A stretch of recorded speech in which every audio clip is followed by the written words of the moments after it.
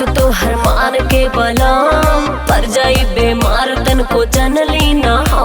अरे जी काहे करतनी पछतात बानी बात तो हर मान के बलम पर जाई बेमार तन को जनली ना हो।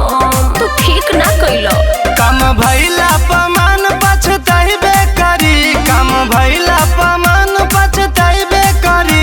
मजा लेबू त कमर दुखाइबे करी, मजा लेबू त कमर दुखाइबे करी, मजा लेबू त कमर दुखाइबे करी।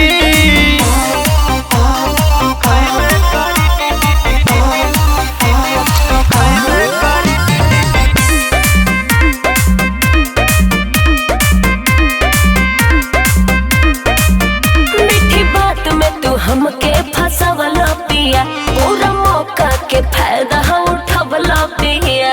हमरो मुकाबे दो तो बताई। अच्छा मीठी बात में तू हमके फसवला पिया पूरा मौका के फायदा उठवला पिया। तोहर से कसी फिगर देख के मन पगलाला, कितनो नाही करेलू हमके कुछ ना सुनाला। दांत धासी तगलवा भभाइबे करी, दांत धासी तगलवा भभाइबे करी। मजा लेबू त कमर दुखाइबे करी, मजा लेबू त कमर दुखाइबे करी, मजा लेबू त कमर दुखाइबे करी।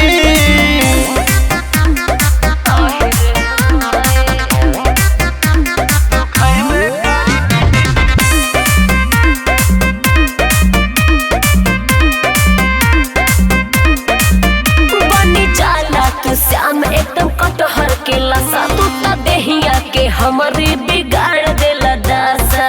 आहिरे हमाए का भइल हो बनी जाला तू श्याम एकदम कटहर के लसा तू त देहिया के हमरे बिगाड़ देला दासा। हर ओठवा रसदार मनवा करे हरदम चूसी, तोहरा कैसे बताई कितना मिले हमरा खुशी।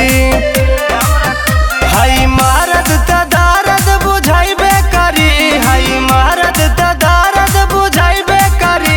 मजा लेबू त कमर दुखाइबे करी, मजा लेबू त कमर दुखाइबे करी, मजा लेबू त कमर दुखाइबे करी।